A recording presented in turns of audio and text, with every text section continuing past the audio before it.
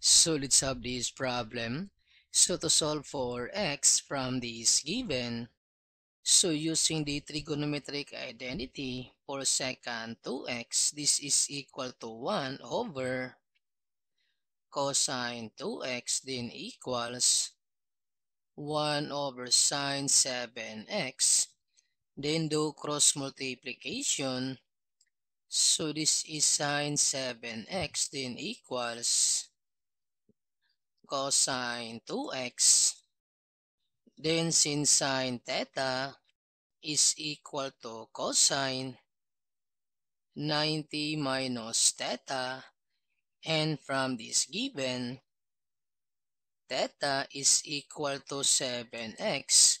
So therefore, the sine 7x becomes cosine 90 minus 7x, because theta is equal to 7x then equals cosine 2x.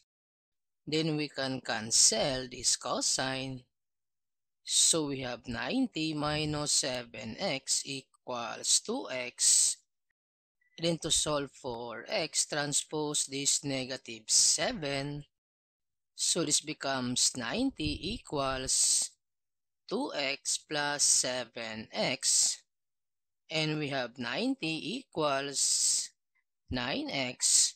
Then divide by 9 both sides to solve for x. So x equals 10.